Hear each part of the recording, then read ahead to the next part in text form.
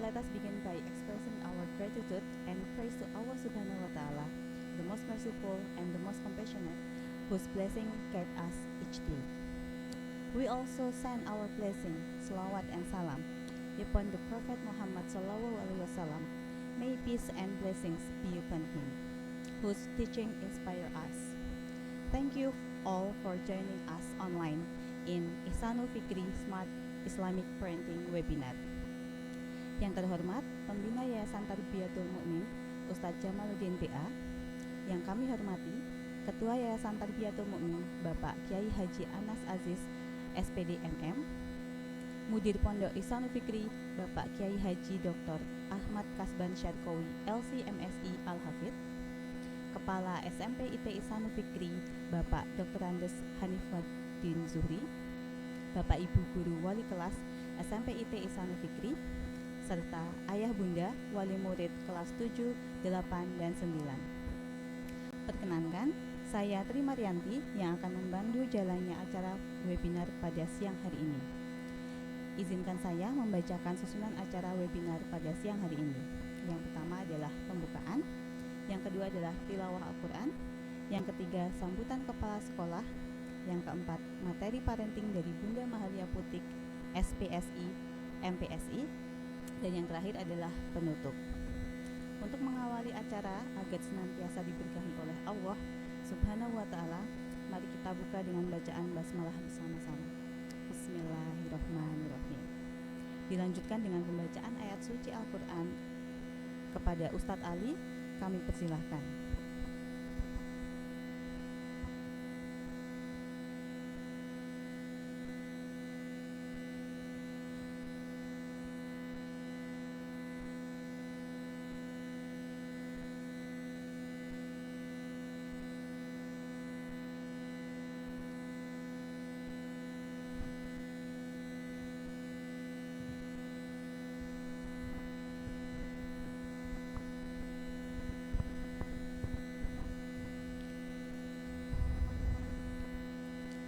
Bismillah, assalamualaikum warahmatullahi wabarakatuh.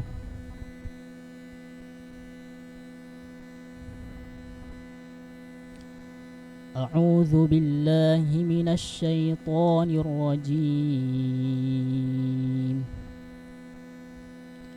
Bismillahirrahmanirrahim. سبح لله ما في السماوات وما في الأرض وهو العزيز الحكيم. يا أيها الذين آمنوا لم تقولون ما لا تفعلون كبر مقتا عند الله أن تقولوا ما لا تفعلون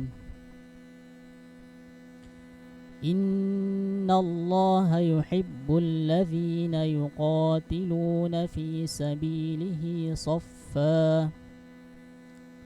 صفا كأنهم بنيان مرصوص. وإذ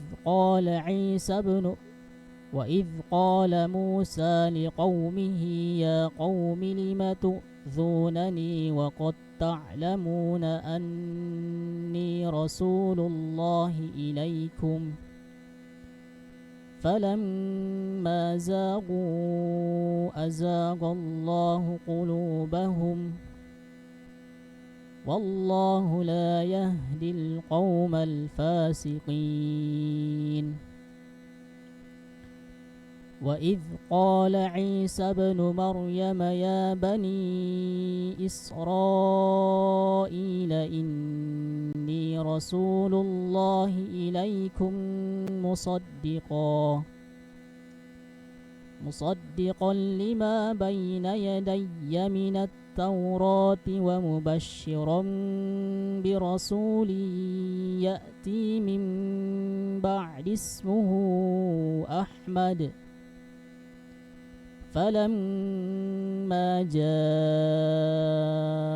بالبينات قالوا هذا سحر مبين ومن أظلم ممن افترى على الله كذبا وهو يدعى إلى الإسلام والله لا يهدي القوم الظالمين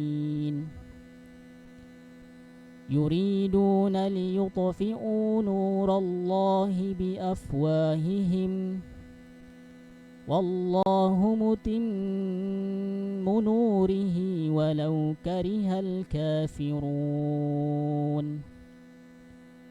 هو الذي أرسل رسوله بالهدى ودين الحق ليظهره على الدين كله ولو كره المشركون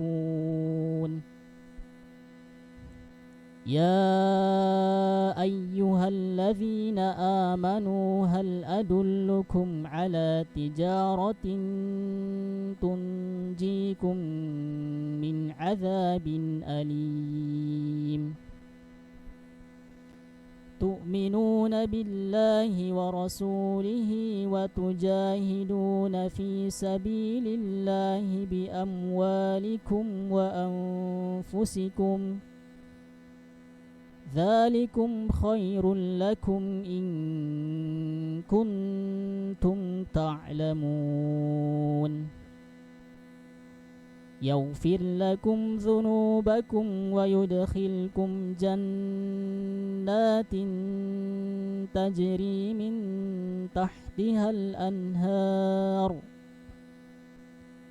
جنات تجري من تحتها الأنهار ومساكن طيبة في جنات عدن ذلك الفوز العظيم وأخرى تحبونها نصر من الله وفتح قريب وبشر المؤمنين يا أيها الذين آمنوا كونوا أنصار الله كما قال عيسى بن مريم للحواريين من أنصاري إلى الله قال الحواريون نحن أنصار الله فآمنت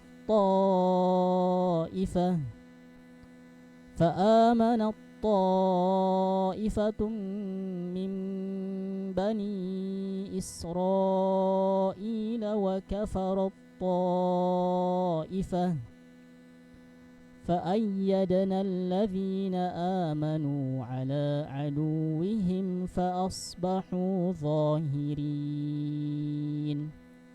صدق الله العظيم. Assalamualaikum warahmatullahi wabarakatuh.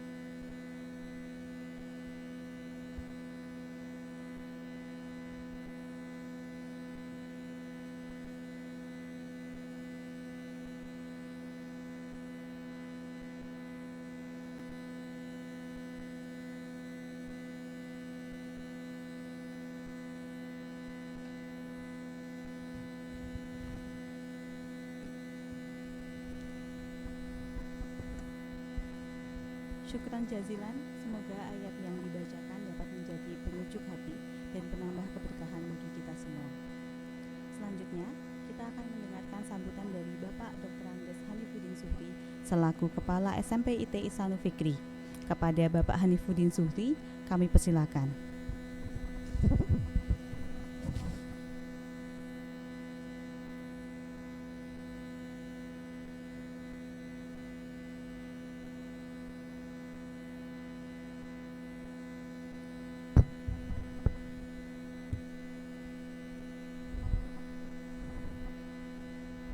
Bismillahirrahmanirrahim. Assalamualaikum warahmatullahi wabarakatuh. Alhamdulillahilladzi hadana li hada wa ma kunna linahtadiya laula an hadanallah. Asyhadu an la ilaha illallah wa asyhadu anna Muhammadan abduhu wa rasuluh. La in syakartum la azidannakum wa la in kafartum inna adzabi lasadid. Yang terhormat Bapak Kiai Haji Jamaluddin BA selaku Dewan Pembina Yayasan Tarbiyatul Mukmin Pabilan. Yang kami hormati Bapak Kiai Haji Anas Aziz MPD selaku Ketua Yayasan Tarbiyatul Mukmin Pabilan. Yang kami hormati Bapak Kiai Haji Ustadz Kasban Sarkawi LC MSI Al-Hafidh selaku Mudir sekaligus Ketua Perguruan Tinggi Ihsanul Fikri. Yang kami hormati Bapak Ibu peserta seminar dan juga semua yang hadir di forum ini. Bersyukur pada Allah pada kesempatan hari ini, di siang hari ini Allah mempertemukan kita di sini dalam kondisi yang baik, insya Allah sehat dan serba kecukupan. Bersyukur juga bahwa kita bisa ketemu walaupun hanya lewat media sosial. Tapi semoga pertemuan ini tidak mengurangi hikmah, tidak mengurangi kebermanfaatan silaturahmi kita. Dan masih banyak lagi tentu saja yang perlu disyukuri, yang tentu saja tidak terhitung dan tidak terhingga banyaknya. Salawat dan salam semoga terlimpahkan tercurahkan pada baginda Rasul Muhammad SAW beserta keluarganya, sahabat-sahabatnya, dan orang-orang yang istiqomah. Semoga kita termasuk di antara orang yang dikumpulkan kembali di jannahnya suatu saat kelak. Amin, amin ya rabbal alamin. Bapak Ibu wali santri yang dirahmati Allah, sudah 3-4 hari ini sekolah kami Ihsanul Fikri begitu lengang, begitu sepi ya. Anak-anak semuanya pulang ya. Ternyata satu hal yang kemudian sering kita rindukan adalah teriakan anak-anak, ocehan anak-anak, ya, guyonan anak-anak, candaan anak-anak. Walaupun kadang-kadang mohon maaf, ya, ketika anak-anak di sini kadang-kadang mohon maaf semua-semuanya sebel juga ya, kadang-kadang jengkel, kadang-kadang ingin marah ya. Tapi ketika anak-anak pulang ternyata keriuhan anak-anak itu lebih kami rindukan, ya. Nah, sudah 3-4 hari ya, sejak tanggal berapa kemarin pulang? Berapa Bu Yanti? Tanggal 23 ya? Kok 23? Tanggal 13 ya, tanggal 13 ini sudah sepekan ya. Sudah sepekan, insya Allah akan ada sepekan ke depan ya, anak-anak ada di rumah. Nah, tentu saja kami sudah pesankan kemarin pada anak-anak, semoga anak-anak bisa mengamalkan, bisa melanjutkan, bisa meneruskan amanah kami, nasihat kami bahwa ketika pulang tolong dijaga, tolong dibiasakan, tolong budaya-budaya yang ada di pondok itu kemudian diamalkan di rumah. Harapannya begitu ya, sehingga yang mulainya tilawahnya dan juga ibadah-ibadah lain itu tidak kemudian berantakan ketika ada di rumah bersama keluarga.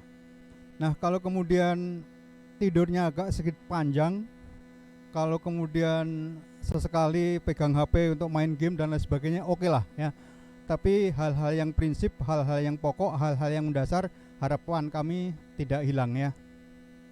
Karena pengalaman pribadi juga ya, bahwa keempat putra kami juga ada di pondok ya.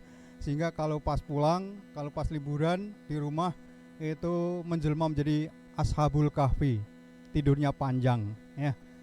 Maka harapannya walaupun agak panjang tapi subuhannya tidak terlambat ya. Walaupun main game, tapi kemudian tidak lupa juga cari informasi-informasi yang bermanfaat dari media sosial yang ia pegang. Harapannya begitu. Bahkan kemarin sudah saya tawari, saya tantang anak-anak kalau kemudian di 2 pekan ke depan ada yang tetap tilawah, ada yang tetap qiyamul lail, ada yang tidak pegang HP, itu akan saya kasih reward, akan kasih hadiah ya.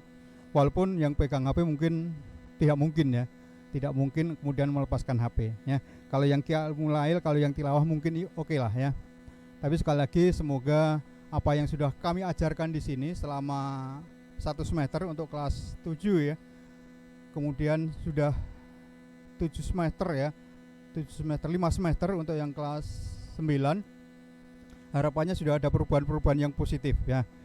Bapak Ibu yang dirahmati Allah, hari ini Bapak Ibu akan kami temani, akan dibersamai dengan materi yang agak berbeda, tidak seperti biasanya ya. Karena hari ini Bapak Ibu akan bersama kami di acara seminar. Judulnya adalah Orang Tua, Boarding School dan Peran yang Tak Terpisahkan. Sebagaimana dulu di awal di khutbah ta'aruf juga sudah kami sampaikan, sudah kita sampaikan bahwa ketika anak di pondok itu tidak kemudian tanggung jawab sebagai orang tua lepas. Ketika anak ada di asrama tidak kemudian orang tua bisa lenggang kangkung, bisa leha-leha, bisa tidak terlibat di proses pendidikan anak-anak ya. Walaupun anak-anak ada di sini, tapi peran Bapak Ibu ya, kontribusi Bapak Ibu tetap kami harapkan ya, minimal adalah doa. Kita support ya, kita ikuti tradisi-tradisi baik yang ada di pondok, kemudian kita biasakan di rumah ya. Misalnya putra putri Bapak Ibu dibiasakan qiyamul lail di sini. Nah, harapannya Bapak Ibu juga qiyamul lail di rumah. Bapak Ibu juga tilawah di rumah, Bapak Ibu juga duha di rumah. Itu adalah bagian peran yang bisa dimainkan ketika Bapak menyekolahkan anaknya di boarding. Harapannya begitu ya. Nah, semoga dengan begitu kemudian menjadi match, menjadi padu ya. Namanya juga Islam terpadu ya.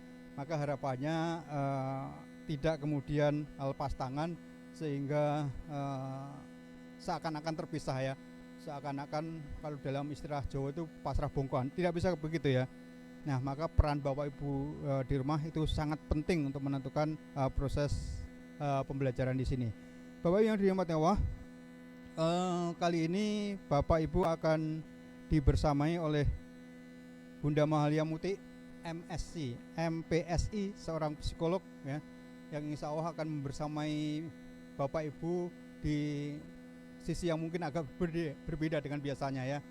Kalau biasanya hanya dikasih wejangan, dikasih nasihat tentang sabar, tentang ikhlas ya, tentang semangat dan lain sebagainya, mungkin ini lebih utuh karena dari sisi psikologis juga anak harus dikondisikan ya. Nah, insya Allah nanti Bunda Mahal akan membersamai Bapak Ibu semua ya. Bukan mahal harganya, tapi mahal ilmunya ya.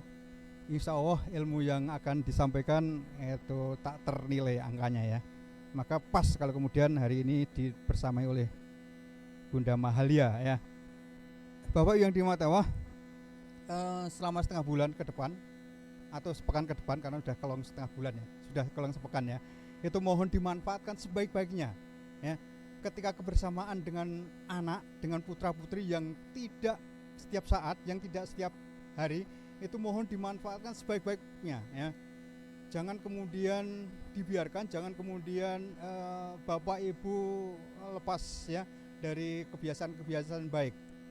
Nah, harapannya ini sarana yang harus dimanfaatkan untuk kebersamaan, sehingga kebersamaan bersama keluarga itu bisa menjadi lebih bermakna, lebih berharga ya. Karena mahal ya, termasuk kami pribadi, kami juga pengalaman, bahkan kami secara pribadi belum pernah ya, keluarga ketemu semua utuh itu belum pernah ya. Ini bisa, yang lain tidak bisa, yang lain bisa, yang ini tidak bisa dan lain sebagainya. Nah, maka pertemuan keluarga itu adalah satu yang mahal, maka dimanfaatkan sebaik mungkin ya.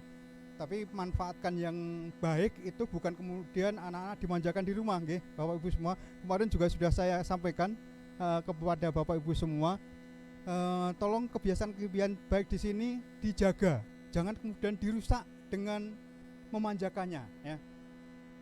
Misalnya apa? Misalnya kemudian diajak jalan-jalan terus ke mall terus tiap hari, pagi sore siang malam ke mall, siang malam ke pantai, siang malam ke objek-objek wisata tanpa mengenal bagaimana berinteraksi orang tua dan anak. Nah, itu namanya memanjakan dan itu justru merusak ya. Itu yang kemudian kita khawatirkan. Harapannya dengan mengkondisikan sebagaimana anak ketika di sini ya, makan dengan tahu tempe. Bisa Bapak Ibu? Kalau bisa luar biasa ya. Mandi harus antri, kalau di rumah insya Allah tidak ya, mencuci sendiri ya, makan ambil sendiri dan lain sebagainya. Itu adalah kebiasaan-kebiasaan baik di sini yang harapannya akan dilanjutkan di rumah sehingga nanti ketika pulang ke asrama itu sudah on ya, tinggal melanjutkan proses kebaikan itu. Tidak kemudian kami harus mengulang lagi, karena yang sering terjadi adalah kita harus mengulang kembali, kita harus membersihkan lagi toksin-toksin yang kemudian sering mengotori anak ketika ada di rumah ya. Nah, harapannya keberlangsungan kebaikan itu akan terus terjaga baik di sekolah maupun di rumah, sehingga nanti ketika di rumah, ketika di sekolah itu sudah on, tidak harus susah payah, tidak harus sibuk memulihkan kembali. Nah, itu Bapak Ibu semua, itu yang bisa kami sampaikan. Sekali lagi terima kasih pada Bapak Ibu Sugeng Rawuh kehadirannya, dan juga terima kasih pada pemateri dan juga semua yang terlibat di forum ini, di acara ini. Semoga benar-benar acara ini bisa dimanfaatkan dengan maksimal sehingga bermanfaat bagi semuanya. Saya selalu sampaikan pada anak-anak bahwa jadikan setiap momentum, setiap kejadian itu adalah sarana pembelajaran. Semoga momentum ini juga bisa kita maksimalkan sebagai proses pembelajaran bagi kita ya, termasuk orang tua wali murid. Nah, terima kasih dan semoga Bapak Ibu selalu sehat di rumah, diberi kecukupan, diberi kemudahan rezeki dan lain sebagainya sehingga bayar SPP-nya lancar. Itu itu yang bisa kami sampaikan. Semoga sekali lagi semuanya bisa berjalan dengan baik, sehat, kecukupan dan dimudahkan, dicukupkan rezekinya. Amin. Subhanaka wa bihamdik, asyhadu an la ilaha illa anta, astaghfiruka wa atubu ilaik. Assalamualaikum warahmatullahi wabarakatuh.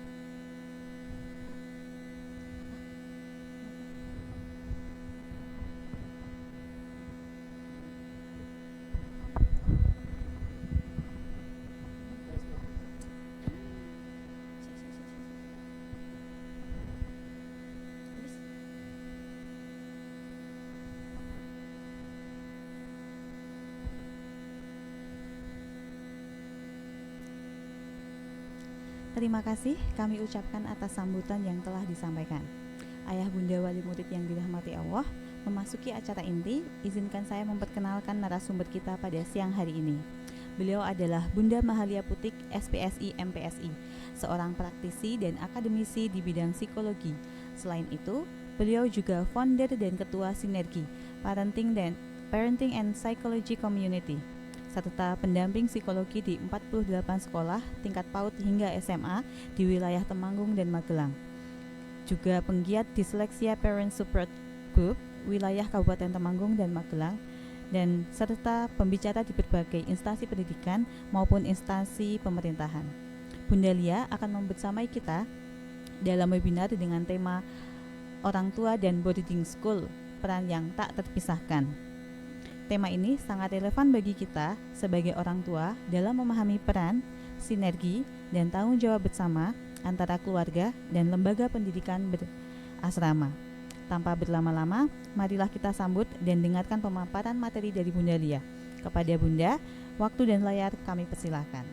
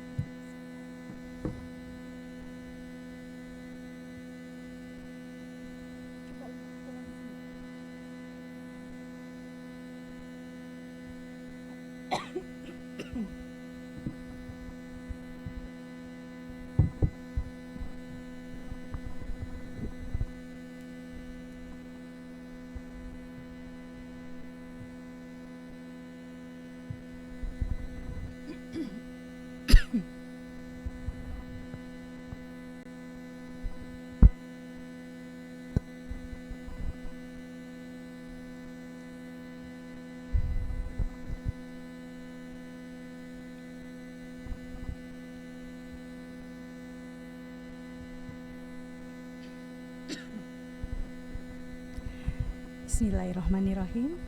Assalamualaikum warahmatullahi wabarakatuh. Yang terhormat Bapak Pembina Yayasan Tarbiyatul Mukmin, Bapak Kiai Haji Jamaluddin BA. Yang kami hormati Bapak Ketua Yayasan Tarbiyatul Mukmin, Bapak Kiai Haji Anas Ajis SPD MM. Yang kami hormati Mudir Pondok Ihsanul Fikri, Bapak Kiai Haji Dr. Ahmad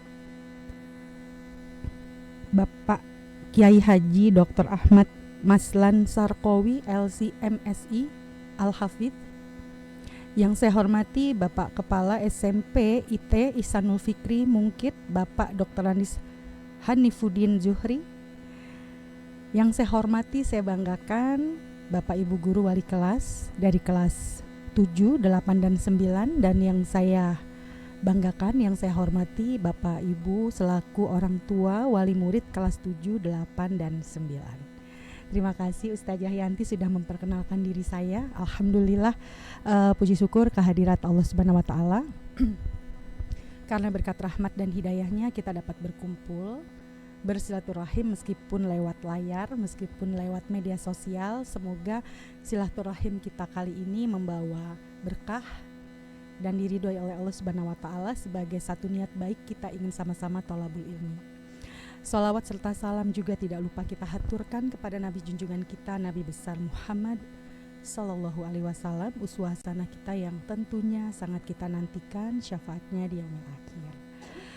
Bapak Ibu sekalian, alhamdulillah senang sekali dan satu kehormatan bagi saya bisa hadir di tengah-tengah Bapak Ibu, di tengah-tengah keluarga yang mungkin sekarang sedang berkumpul bersama, menikmati libur, menikmati menikmati kebersamaan, menuntaskan kerinduan yang sebenarnya nggak pernah tuntas ya ketika kita memiliki anak di pondok. Karena biar bagaimanapun beberapa tahun silam saya juga sebagai orang tua yang memiliki anak yang alhamdulillah mereka bersekolah di pondok. Tentunya banyak hal atau banyak kenangan, banyak peristiwa-peristiwa yang mungkin sampai saat ini tuh masih lekat dalam ingatan. Ya, selamat berkumpul Bapak Ibu bersama ananda-ananda tercinta, dan mungkin ada beberapa hal terkait dengan hal ini sebelum saya menyampaikan materi. Ya, ingin sedikit menyampaikan apresiasi yang sangat luar biasa kepada Bapak Ibu yang tentunya menitipkan anak di pondok itu sesuatu yang tidak mudah. Ya, menyerahkan anak-anak yang sangat kita cintai dalam pengasuhan pondok pesantren, di mana kita ketemu dengan mereka itu hanya 1 bulan sekali ya Miss ya, 1 bulan sekali, dan itu pun juga waktunya dibatasi. Itu tidak mudah. Artinya memang orang tua dan anak-anak itu sama-sama berjuang. Orang tua berjuang menahan rindu, anak-anak, terlebih lagi anak-anak, mereka juga berjuang tidak hanya menahan rindu, tapi mereka harus bertahan dengan banyak hal yang mungkin sebelumnya belum pernah mereka alami, gitu ya. Ada yang mungkin sudah dipersiapkan, tapi mungkin juga ada yang terkaget-kaget ya, terutama buat anak-anak yang masih di kelas 7 ya Bapak Ibu.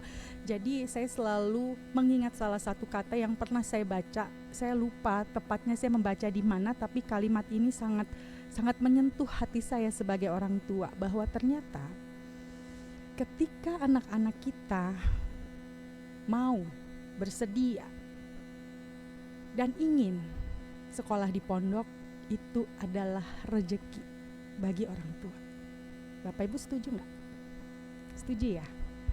Boleh ya sambil menitipkan pesan di kolom komentar, nanti akan dibaca oleh tim kami, bahwa ternyata ketika anak-anak kita bersedia di pondok, itu adalah rezeki yang luar biasa buat orang tuanya. Mungkin mereka mau di pondok karena memang keinginannya sendiri, atau juga mungkin karena beberapa terpaksa gitu ya, karena beberapa kali saya ketemu dengan anak-anak yang sekolah di pondok, beberapa menyampaikan bahwa awalnya terpaksa, tapi kemudian mereka bisa menikmati karena ternyata mereka bisa beradaptasi dengan kondisi-kondisi di pondok. Untuk anak-anak kelas 7 luar biasa, ini adalah 6 bulan yang tidak mudah bagi mereka lepas dari orang tua. 6 bulan yang mungkin banyak hal yang terjadi pada mereka, banyak perubahan-perubahan pada diri mereka nggak mudah melewatinya gitu ya. Jadi mungkin saya selalu menyampaikan nih pada banyak orang tua, kalau anak kita baru masuk pondok, yang paling banyak harus kita lakukan adalah apresiasi dan apresiasi. Nah, Bapak Ibu sudah mengapresiasi anak belum? Bapak Ibu sudah mengapresiasi anak atau belum? Atau mungkin apresiasi yang seperti apa nih gitu? Kira-kira kalimat pertama apa yang Ibu Bapak ucapkan ketika bertemu dengan anak-anak? Apakah Bapak Ibu menanyakan hafalannya sudah sampai mana, nilai-nilainya bagaimana, atau bagaimana yang ditanya? Ataukah yang ditanyakan perasaan, bagaimana perasaannya selama di pondok, selama 6 bulan ini, happy, di mana tempat yang paling asik untuk kalian ngobrol-ngobrol dengan teman gitu ya. Jadi bukan pertanyaan-pertanyaan yang seputaran akademis atau pertanyaan-pertanyaan sudah juz berapa, hafalannya sudah sampai mana dan sebagainya. Jadi karena kalau anak-anak kelas 7 mereka bisa sampai di tahap 6 bulan pertama ini, mereka bisa lewati dengan baik, itu perjuangan yang saya rasa tidak mudah bagi mereka. Jadi banyak-banyaklah mengapresiasi Bapak Ibu ya. Kemudian untuk anak-anak yang kelas 8, kelas 9 ini lebih lagi, karena mereka sudah melewati lebih dari 1 tahun ya. Kalau yang kelas 9 mereka sudah melewati 2 tahun lebih ya, 2 tahun setengah. Yang kelas 8 mereka sudah melewati 1 tahun setengah mereka ada di sini. Ini pun apresiasinya tidak kalah, harus kita berikan lebih hebat lagi gitu ya, karena mereka bisa berjuang sampai di titik ini tuh bukan sesuatu yang mudah gitu ya. Mungkin mereka yang mereka tampilkan hanya senyuman, hanya ngobrol-ngobrol yang asik-asik, yang lucu-lucu gitu ya. Tetapi mungkin yang tidak kita tahu, mereka sebenarnya merasakan hal-hal yang seperti tadi saya sampaikan, tidak mudah melewatinya. Tapi saya percaya mereka akan dikuatkan karena doa Bapak Ibu pasti akan selalu mengiringi langkah mereka. Oke, kita ke slide berikutnya. Mungkin saya bisa dibantu untuk slide berikutnya. Di slide berikutnya. Oke, hari ini kita akan berbicara tentang parentingan ya Bapak Ibu ya. Jadi ini judulnya lumayan bagus nih ya, lumayan bagus. Saya nggak tahu nih siapa yang membuat judul, orang tua dan boarding school, peran yang tak terpisahkan. Nah, kenapa kita perlu membahas ini? Saya menyertakan salah satu ayat dalam Al-Quran, surat Az-Zariyat ayat 56. Di situ dikatakan, dan aku tidak menciptakan jin dan manusia melainkan supaya mereka beribadah kepadaku, sehingga misi hidup manusia itu hanya digunakan untuk ibadah. Dunia adalah tempat kita beribadah kepada Allah Subhanahu wa taala. Jadi dengan hal ini, bahwa kalau misalnya memang semua hal adalah ibadah dan kita diperintahkan hanya untuk beribadah, maka saya berharap dan kita semoga pada kesempatan kali ini, di siang hari ini, kita sedang beribadah sama-sama tolabul ilmi ya Bapak Ibu ya. Bapak Ibu belajar, saya juga belajar. Saya berharap saya juga akan mendapatkan insight dari apa yang saya lakukan hari ini, yang kita interaksi kita hari ini ya. Kemudian yang kedua, saya menyertakan juga dalam surat An-Nisa ayat 9, dikatakan di situ, dan hendaklah takut kepada Allah orang-orang yang seandainya meninggalkan di belakang mereka anak-anak yang lemah. Mereka khawatir terhadap kesejahteraan mereka, oleh sebab itu hendaklah mereka bertakwa kepada Allah dan hendaklah mereka mengucapkan perkataan yang benar. Di surat ini jelas disampaikan bahwa jangan sampai kita meninggalkan generasi yang lemah. Generasi yang lemah, di mana kita tahu banyak sekali di luar sana para ahli mengatakan generasi kita yang sedang kita bahas ini adalah generasi alpha. Generasi Gen Z, dan terutama ini Gen Alpha tuh banyak sekali dikatakan generasi yang strawberry generation, kemudian generasi yang lemah, generasi yang tidak tahan banting dan sebagainya gitu ya. Banyak orang tua mengeluhkan hal ini. Saya tidak hanya sekali dua kali mendengar banyak orang tua, iya ya kenapa ya kok generasi sekarang tuh gak seperti orang tuanya gitu kan ya. Jangan salahkan generasinya, jangan salahkan anaknya, tapi siapa yang membersamai, siapa yang mendidiknya. Nah kalau sudah seperti ini, nanti akhirnya kan kita banyak menengok ke dalam diri, bahwa ternyata parenting itu tidak hanya berhubungan dengan anak. bahwa ternyata mendidik anak itu lebih mudah, antara mendidik anak dengan mendidik orang tua itu ternyata lebih sulit mendidik diri sendiri kita sebagai orang tua gitu ya. Mendidik anak dengan mendidik orang tua itu tantangannya akan berbeda gitu ya. Oke, di slide berikutnya saya minta tolong Ustadz yang berikutnya. Nah, saya mau berbicara juga nih karena tadi di judul itu disampaikan peran yang tak terpisahkan antara orang tua dan boarding school. Kalau kita bicara di situ ada segitiga pola asuh ya Bapak Ibu ya. Kalau kita bicara parenting, tokoh utama dalam parenting siapa ya? Tokoh utama dalam parenting itu bukan ibu, tetapi orang tua. Dalam hal ini adalah ayah dan ibu. Jadi harus saling berkesinambungan nih ayah dan ibu. Ayah dan ibu itu sekarang itu sedang membuat atau mendirikan sebuah proyek besar nih ya. Anak-anak itu diibaratkan adalah proyek besar yang akan sama-sama kita ajak sampai di akhir kehidupan kita itu tujuannya apa gitu ya. Akhir hidup kita kemana gitu kan, kita harapannya seperti apa gitu. Maka dikatakan sebagai sebuah proyek besar. Kemudian itu tadi parenting. Jadi nggak bisa parenting itu kemudian hanya diberikan hanya kepada seorang ibu. Jadi ayah harus terlibat gitu ya. Bahkan di dalam Al-Quran pun juga sebenarnya sudah jelas sekali ya, dari 17 ayat yang berbicara tentang keparentingan, dialog-dialog tentang kepengasuhan, ternyata lebih banyak ayah. Dari 17 ayat itu ternyata 14 ayatnya itu terdiri dari bagaimana ayah memberikan pengasuhan kepada anak-anaknya. Insya Allah nanti kalau kita masih ada waktu nanti akan saya sampaikan di dalam surat apa saja ya. Kemudian tadi secara parenting anak, ibu dan ayah ya Bapak Ibu. Kemudian secara edukasi pendidikan ada keterlibatan di situ. Yang namanya pendidikan itu nggak bisa lepas hanya guru saja, dalam hal ini ustadzah di sekolah, tetapi juga orang tua harus terlibat. Meskipun kita menitipkan mereka di pondok, tetapi orang tua pun harus terlibat. Tadi Ustadz dalam sambutannya sudah mengatakan bahwa minimal doa itu luar biasa, memberikan impact yang cukup luar biasa terhadap anak-anak kita gitu kan ya. Nah, edukasi itu sendiri guru, orang tua dan siswa, anak-anak kita.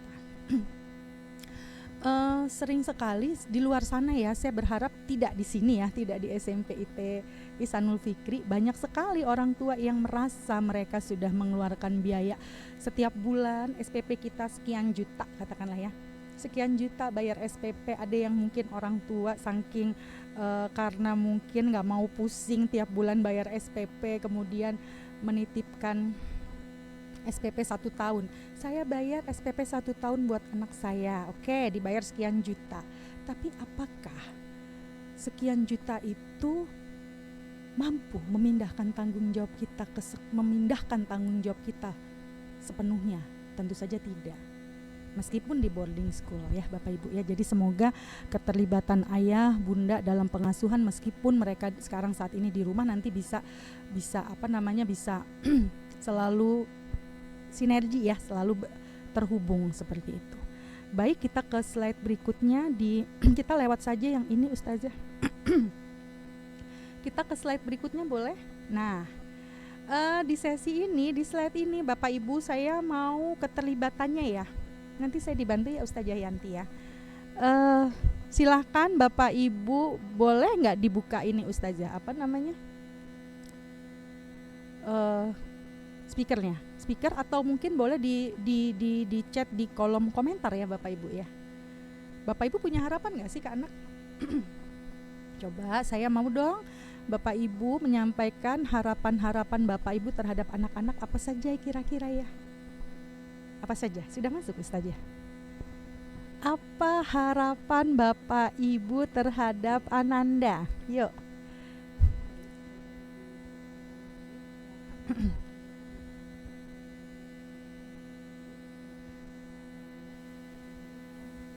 Iya. Jadi anak yang solihah, kemudian taat menjalankan perintah agama, patuh pada Allah. Jadi anak yang solih, mandiri, sukses dunia akhirat. Apalagi nih?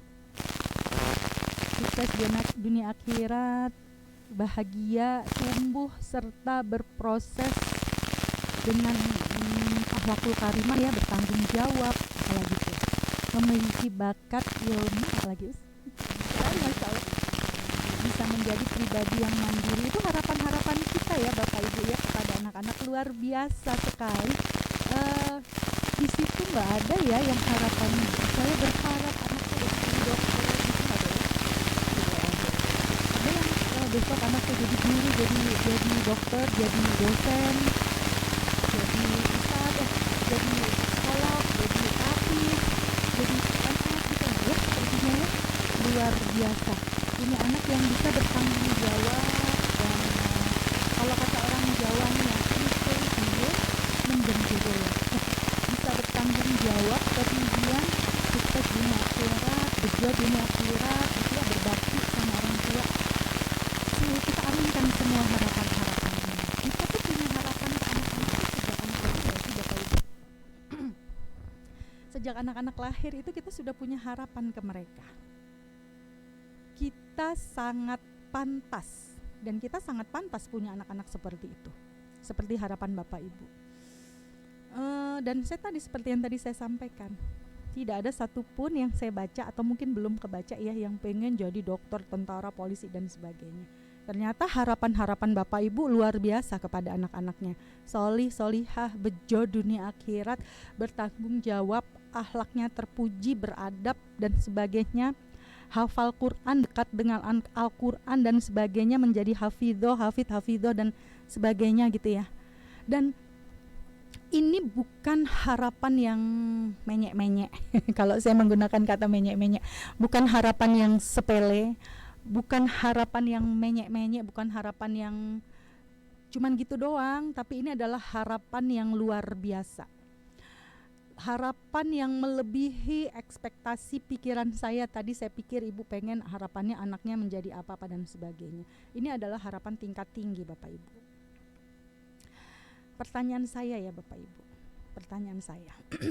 Tapi saya minta maaf ya sebelumnya ya. Kita pantas memiliki anak seperti itu. Siapapun pantas. Mohon maaf.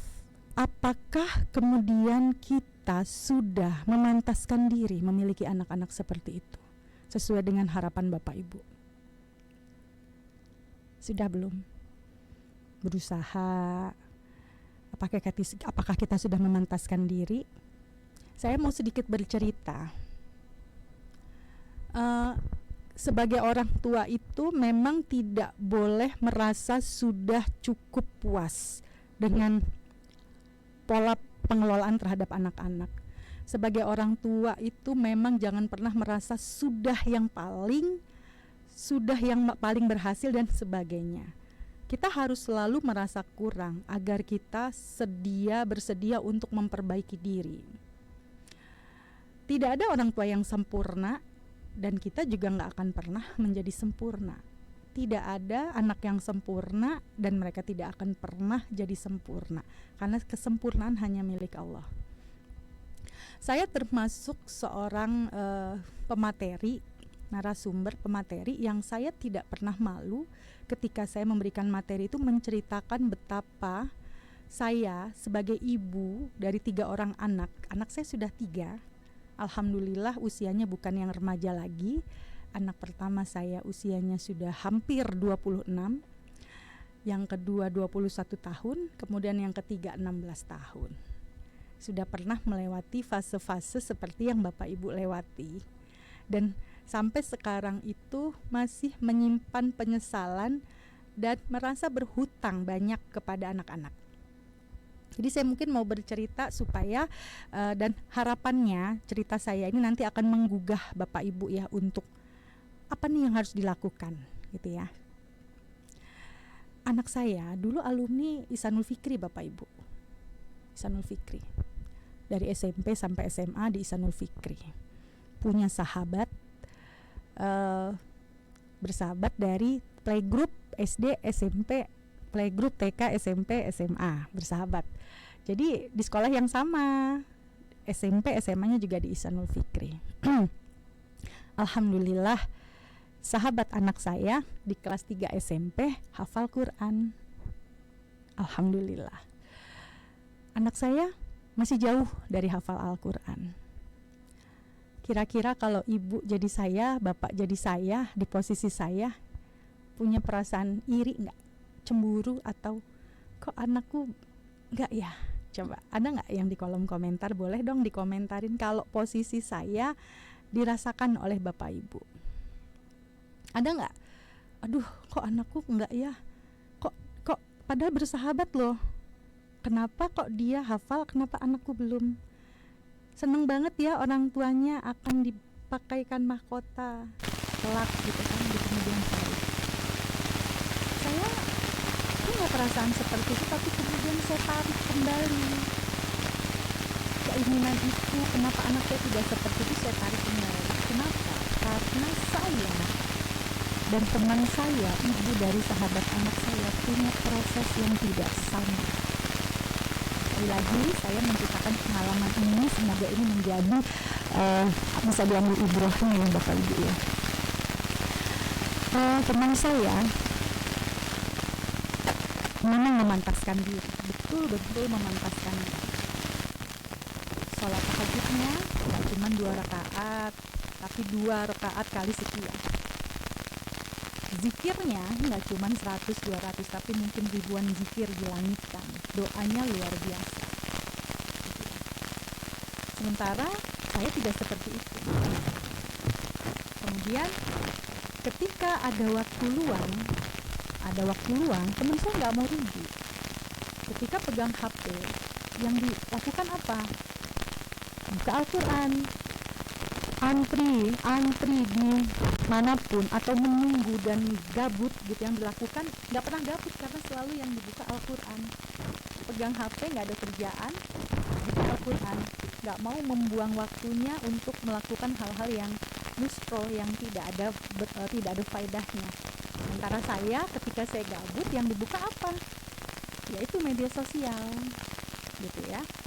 Kemudian ketika masuk dalam mobil, kendaraan, teman saya starter mobil, murotal.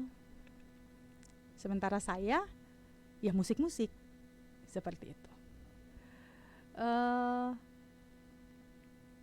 Jadi saya berpikir ternyata kita tuh punya harapan ke anak-anak itu boleh, harapan tuh banyak. Ternyata seperti apa mereka itu tergantung apakah kita sudah memantaskan diri untuk memiliki anak seperti itu. Kalau pantasnya pantas, siapapun pantas, tetapi apakah kita sudah memantaskan diri, itu pertanyaannya.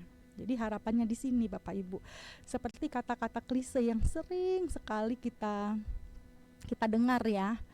Kalau mau anak hebat, yang harus hebat dulu orang tua. Mau punya anak solihah, yang harus solihah itu adalah orang tuanya dulu gitu. Kita nggak bisa berharap anak seperti apa, tapi kita tidak memantaskan diri. Jadi yuk sama-sama yuk Bapak Ibu ya, semoga Bapak Ibu dan anak-anak sama-sama bisa berjuang untuk kebaikan-kebaikan. Jadi nggak cuman menyerahkan tugas-tugas itu kepada anak, tapi ternyata perjuangan ini tuh harus sinkron, harus kongruen antara orang tua dengan anak. Semoga cerita saya, kisah yang saya alami ini bisa diambil pelajarannya, bahwa sebenarnya kita bisa aja menjadikan anak seperti apa, tapi kembali lagi ke dalam diri kita. Kitanya sudah apa? Kitanya sudah bagaimana? Seperti itu. Gitu ya Bapak Ibu ya. Semoga harapan Bapak Ibu terhadap Ananda diijabah oleh Allah, dimudahkan oleh Allah untuk sampai pada harapan yang Bapak Ibu inginkan. Dan semoga dimudahkan perjuangannya nih Bapak Ibu ya untuk menuju ke sana ya. Oke, di slide berikutnya mungkin. Di slide berikutnya. Nah, ini juga saya mau ini ya Bapak Ibu ya, mau ada interaksi ya. Saya ada satu pertanyaan nih Bapak Ibu. Jangan-jangan Bapak Ibu punya pandangan yang tidak sama nih ya. Ketika saya mengatakan remaja, apa yang terlintas di benak Bapak Ibu? Coba. Remaja. Silakan.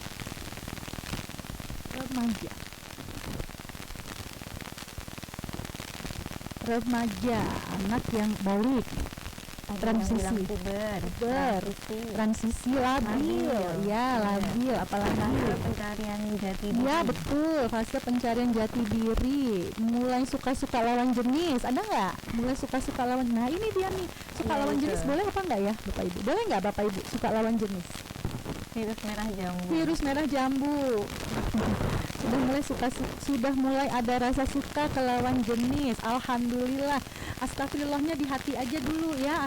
Alhamdulillah dulu, ternyata anak kita normal gitu kan ya, karena yang dia sukai lawan jenis itu dulu.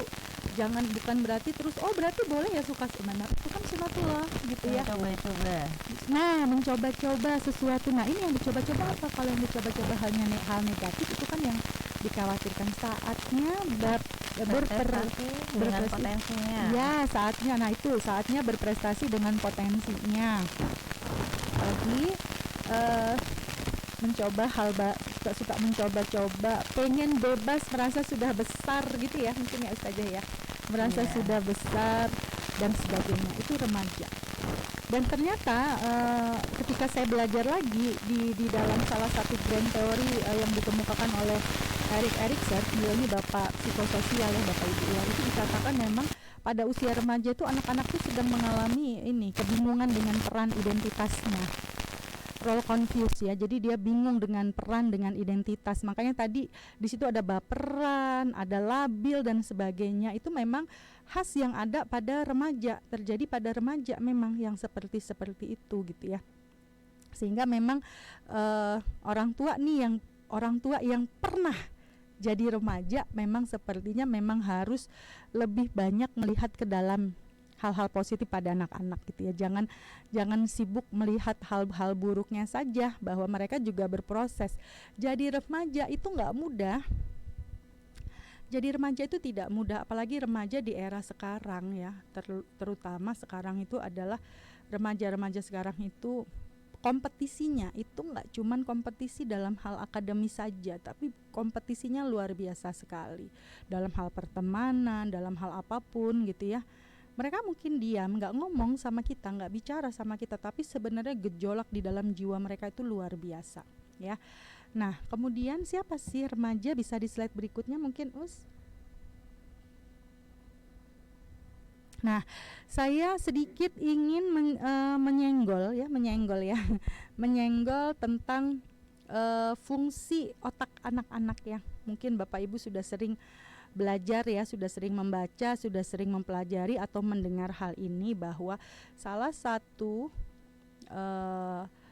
otak yang ada pada remaja itu yang dimana diletaknya di paling depan, prefrontal ya. Jadi itu belum berfungsi secara optimal di usia ini. Remaja itu kan diasumsikan dan dikuatkan dari beberapa teori ya, sebenarnya itu di usia mulai 12 tahun sampai 20 tahun ya. Remaja awal, remaja tengah, remaja akhir gitu kan.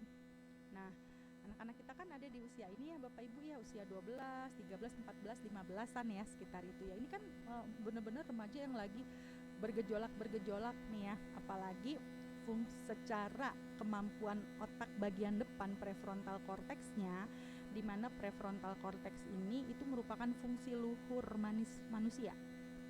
Ini limbik otak. Fungsi luhur manusia yang membedakan manusia dengan hewan. Jadi fungsi eksekutif dikatakan, kenapa? Karena yang punya cuman manusia.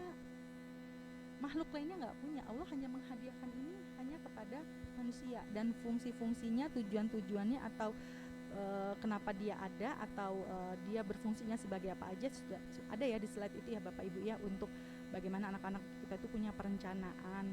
Makanya sebenarnya remaja itu belum bisa kita ambil keputusan gitu ya, atau mungkin di beban dilepas, belum bisa. Lingkungan dalam hal ini orang tua memang masih harus mengikuti, harus mendampingi dalam hal mereka membuat sebuah perencanaan, ngambil keputusan, kemudian secara emosi juga mereka belum bisa stay dalam kondisi yang baik gitu ya, emosinya masih up and down gitu ya. Kemudian secara regulasi emosi. Nah, ini adalah fungsi-fungsi eksekutif yang dimiliki oleh manusia karena dia punya prefrontal cortex. Nah, permasalahannya anak kita usianya baru 12 tahun, 12 sampai 15 tahun. Dan prefrontal cortex ini baru akan mulai berfungsi ketika anak-anak kita, ketika manusia usianya 20 tahun. 20 20 tahun yang kemudian matangnya di 25 tahun. Jadi sebenarnya secara neuroscience mereka itu memang belum berfungsi, belum tersambung secara optimal prefrontal cortexnya. Jadi bisa dibayangkan kan remaja itu kayak gimana gitu kan. Nah, ini baru kita bicara otaknya nih Bapak Ibu. Nah, kemudian mungkin Bapak Ibu berpikir, oh pantes ya anak aku kok dar-der-dor gitu ya, orang tuanya shock gitu kan ya, anakku dar-der-dor, kesenggol dikit aja langsung blep gitu dan sebagainya. Oh, karena prefrontal cortexnya, fungsi-fungsi untuk dia ngatur emosi secara baik itu memang dia belum berfungsi secara optimal, bahkan memang belum tersambung gitu ya. Nah, ini baru secara otak. Ada lagi PR besar yang harus mereka hadapi nih di slide berikutnya Ustazah. Di slide berikutnya, secara hormonal juga sangat berpengaruh gitu ya. Perubahan hormonal saya nggak kelihatan. Perubahan hormonal yang ada pada anak-anak ya, pada remaja, meningkatnya hormon estrogen dan progesteron pada perempuan. Itu fluktuatif sekali. Dia lagi mengalami peningkatan. Pada anak laki-laki juga meningkat hormon testosteronnya berkembang, lagi fluktuatif gitu ya, lagi meningkat up and down dan seterusnya. Sementara hormon kortisol ini diyakini sebagai satu hormon yang hormon stres ya. Hormon kortisol itu lagi meningkatnya. Dan serotoninnya menurun. Serotonin ini adalah hormon yang membuat anak itu menjadi lebih tenang, hormon-hormon yang bisa membuat mereka ke suasana hati yang lebih baik. Itu tuh belum yang di kondisi yang mereka sedang turun. Jadi memang ada hormon yang dia up and down gitu ya, hormon yang dia fluktuatif naik turun, dan juga ada hormon yang berkurang kemampuan untuk mengeluarkan sekresinya, sehingga ini juga membawa perubahan pada perilaku anak-anak kita. Nah, apa saja sih perubahan pada perilaku anak-anak kita? Nah, ini adalah perkembangan otak dan perubahan hormonal yang kaitannya dengan perilaku remaja. Jadi sebenarnya Bapak Ibu, perilaku remaja itu tuh nggak cuman mereka berubah tanpa sebab, ujuk-ujuk berubah, itu tidak, karena ada sebab ya. Karena area emosi itu lebih cepat berkembang daripada area otak yang bertugas mengelola emosi. Kalau kita bicara di neuroscience, itu limbik otaknya belum berfungsi secara optimal, sementara otak emosinya lagi bergelora, lagi dar-der-dor itu tadi, seperti yang tadi istilah yang saya sampaikan gitu ya. Akhirnya anak-anak jadi sensitif ya.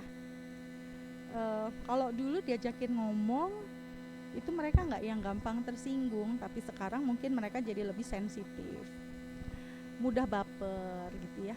Ada masalah sama teman gitu ya, bukannya kita tidak menerima emosi mereka, tapi kadang-kadang masalah yang mereka hadapi itu cuman begitu saja, bukan masalah yang besar, tapi mereka mensikapinya itu dengan sepenuh perasaan yang seperti itulah ya. Bapak Ibu mungkin sering mendengar anak-anak cerita gitu ya. Kemudian mood swing, labil mereka gitu ya. Ini juga karena perubahan hormonal, apalagi anak-anak kita yang mungkin sudah, yang putri yang mungkin sudah haid ya, sudah menstruasi, itu kan juga hormonalnya sangat berpengaruh sekali dalam perubahan perilaku ya. Kemudian anak-anak juga jadi, karena hal ini anak-anak jadi mudah marah, mudah panas. Nah, yang sering saya lihat ini anak-anak kalau mudah panas di luar sana, bukan di sekolah kita, bukan di SMP IT Ihsanul Fikri. Banyak terjadi kalau perang antar ke sekolah itu tawuran gitu ya, menentang orang tua, membuat kericuhan dan sebagainya, itu lebih banyak dilakukan oleh remaja gitu ya.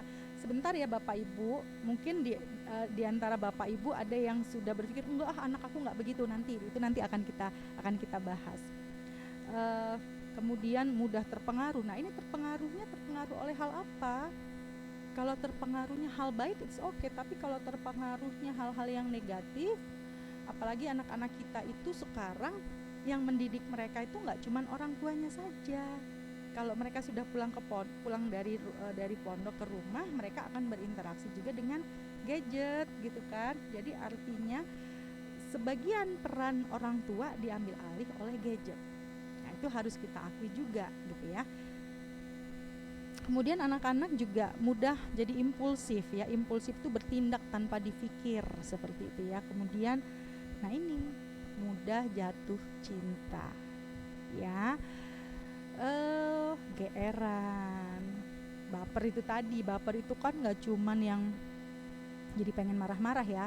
Baper itu cuman diliatin aja sama lawan, jadi langsung dia merasa kayak wow gitu. Padahal sebenarnya itu bukan sesuatu hal yang perlu sampai sebegitunya responnya seperti itu ya. Kemudian mudah kagum, dia fanatik pada tokoh-tokoh idola mereka. Sebagian, saya mengatakan sebagian, karena mungkin nggak semua orang tua anaknya seperti ini ya.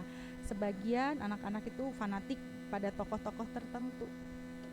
Kemudian mereka punya resiko mengalami kecemasan dan depresi gitu ya. Jadi yang saya tulis, yang sedang Bapak Ibu lihat di kolom di slide itu penyebab dari perkembangan otak dan perubahan hormonal yang terjadi pada diri mereka. Sehingga sebenarnya kalau saya berpikir ketika saya buat materi ini ya Bapak Ibu, ini bukan materi yang baru sebenarnya bagi saya. Saya kemudian berpikir begini, betapa anak-anak kita itu berjuang sekali ya. Betapa anak-anak kita itu tidak mudah untuk bisa menerima dirinya.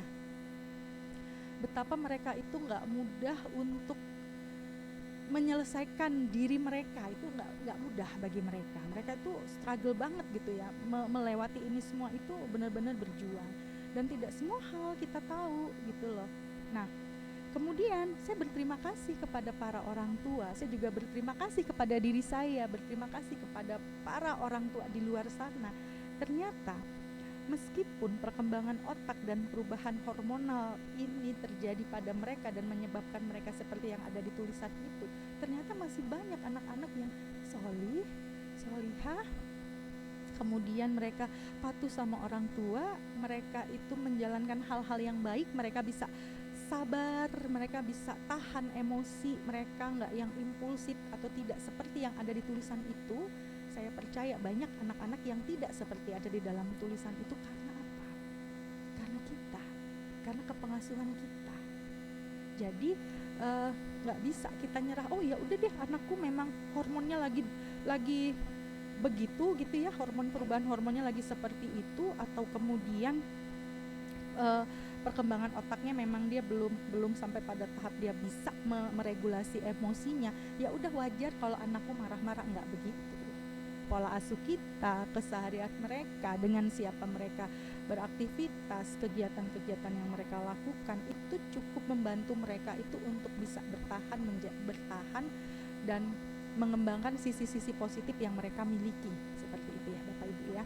Jadi terima kasih Bapak Ibu. Jadi meskipun dengan kondisi seperti ini, Bapak Ibu tetap luar biasa ya memberikan pendampingan. Guru-guru di sini, ustadz-ustadzah di sini juga pastinya juga tidak hanya diam saja, pasti melakukan berbagai macam skenario dan atau beberapa hal yang beliau lakukan agar anak-anak kita meskipun dengan kondisi seperti ini mereka tetap bisa menjadi remaja yang produktif, menjadi remaja yang memiliki jiwa yang baik gitu ya, yang kecerdasan emosi, kecerdasan spiritualnya itu berkembang dengan baik gitu ya.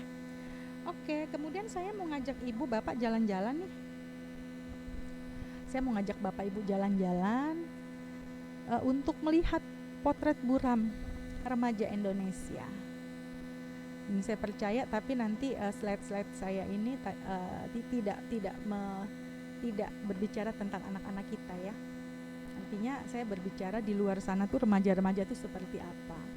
Dan keputusan Bapak Ibu menyekolahkan anak di pondok dan kemudian anak-anak itu mampu bertahan sampai saat ini itu adalah sesuatu hal yang luar biasa, mengingat perang besar yang sedang kita hadapi di luar sana itu luar biasa.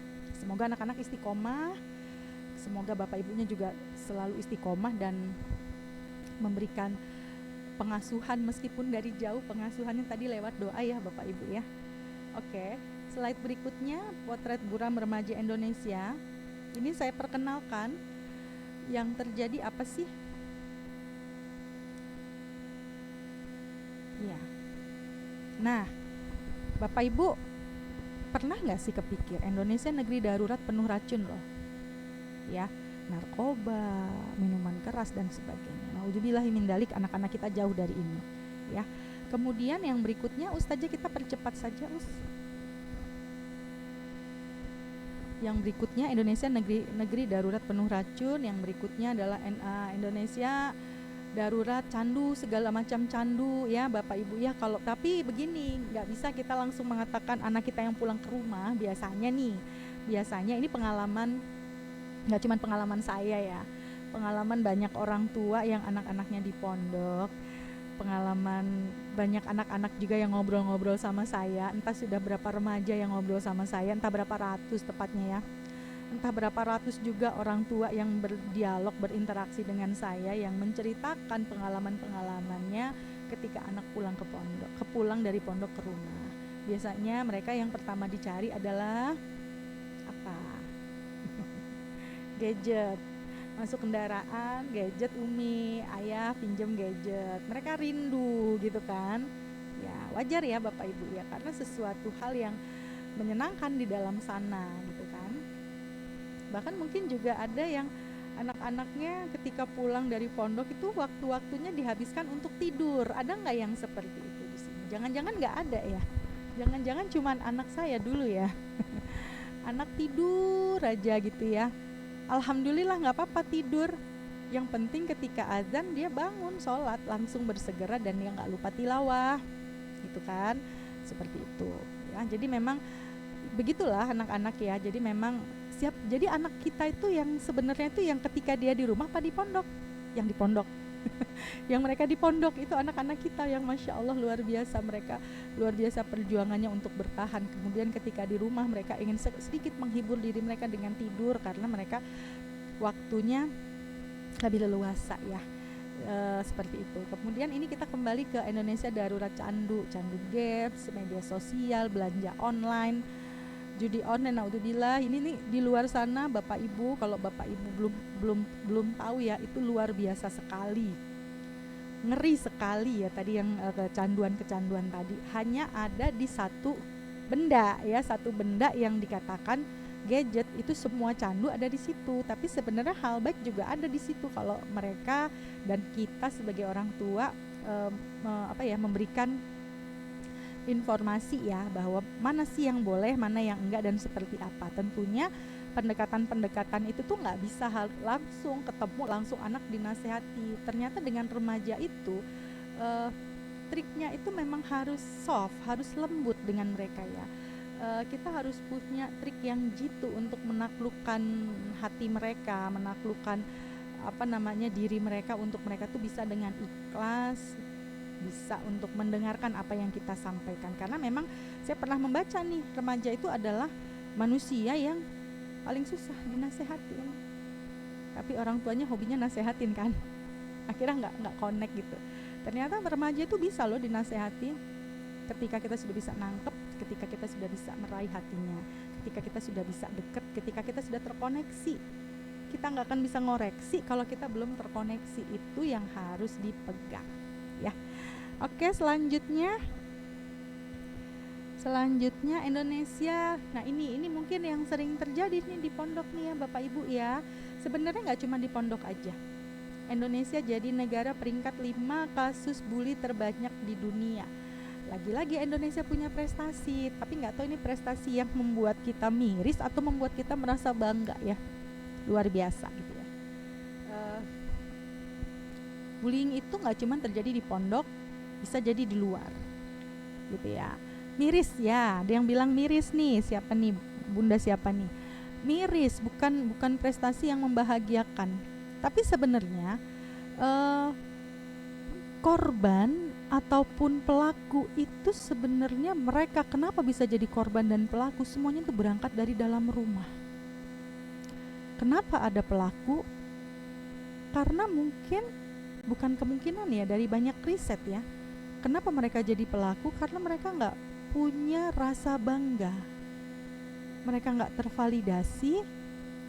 Ketika mereka merasa nggak punya kebanggaan, nggak merasa orang tua itu bangga dengan mereka dan nggak tervalidasi, maka mereka akan berusaha mencari validasi itu di luar untuk mengejar kata aku hebat, aku keren. Remaja kan ingin ini, punya keinginan untuk menunjukkan jati dirinya, gitu ya. Jadi sebenarnya kalau kita kasihan, siapa nih yang perlu dikasihani nih? Korban apa pelaku? Semuanya perlu dikasihani, Bapak Ibu ya. Kenapa jadi pelaku? Karena itu, karena dia mencari kata bangga. Tapi beda kalau anak-anak yang dia di rumah mendapatkan kebanggaan, di rumah dia mendapatkan validasi, dia tidak akan mencari itu di luar dengan cara-cara yang negatif. Begitu juga dengan korban. Tidak akan menjadi korban bullying kalau dia punya konsep diri yang baik. Nah, konsep diri yang baik ini terbentuknya tuh dari rumah. Katakanlah anak kita tidak berprestasi secara akademis. Anak kita hafalannya nggak kayak temennya sih gitu ya. Kok hafalannya nggak nambah-nambah dan sebagainya. Tetap harus memposisikan diri kita itu kita bangga dengan mereka. Apa yang Bapak Ibu bangga dari mereka? Ibu bangga loh, Bapak bangga loh kamu di Pondok Istiqomah. Bapak Ibu bangga loh kamu rajin menghafal. Kamu selalu punya usaha dimanapun ada waktu sedikit pun kamu selalu pegang Al-Quran meskipun gak hafal-hafal. Karena yang harus diupayakan itu bukan hasilnya tapi prosesnya. Ya kan ya Bapak Ibu ya, Ustadz-ustadzah di sini pastinya sudah memberikan motivasi yang gak kurang-kurang gitu. Tetapi balik lagi setiap anak itu punya kemampuan yang tidak sama. Ketika anak punya konsep diri yang baik, meskipun di antara banyak hal-hal yang harus diperbaiki dari diri dia, maka dia tidak akan mudah dibully karena dia punya harga diri yang baik. Nah, ini berangkatnya dari rumah ya. Kemudian yang berikutnya kita cepet aja ya usia. Nah, Indonesia darurat negeri penuh luka. Ya, beberapa sekolah yang saya datangi tingkat SMP, SMA, saya selalu menemukan kasus seperti ini. Anak-anak itu tega rela menyakiti dirinya ketika dia kecewa, ketika dia tidak merasa didengar gitu ya. Bisa karena mereka cari perhatian, bisa karena mereka ingin menutupi luka-luka yang ada di sini dengan membuat luka baru di tubuhnya, tetapi ternyata luka yang ada di dalam hati itu ternyata lebih menyakitkan dan gak bisa ditutup oleh luka apapun seperti itu. Dan yang paling miris lagi, hal-hal lain, kasus-kasus, boleh di slide berikutnya,